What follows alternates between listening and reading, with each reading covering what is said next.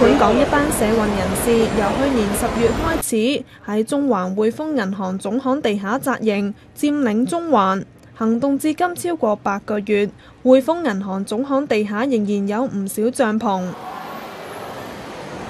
連書架同梳化都有，似足示範單位。匯豐銀行喺上星期5終於採取法律行動，入稟高院要求收回被佔領嘅地段。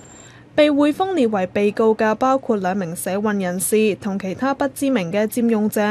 仲有已故藝人梅艷芳嘅哥哥梅啟明，佢指控匯豐侵吞梅艷芳嘅遺產。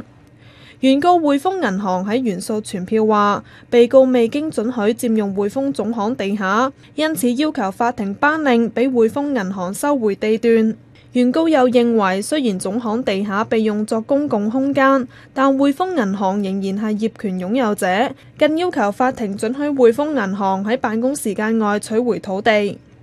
佔領中環行動由去年10月中開始，當時左翼21、雷曼苦主大聯盟等團體為咗響應美國嘅佔領華爾街行動，舉行集會反對金融霸權。部分參與者之後喺匯豐銀行總行地下停留並紮營至今。高院已經排期喺下個月16號審理匯豐銀行嘅申請。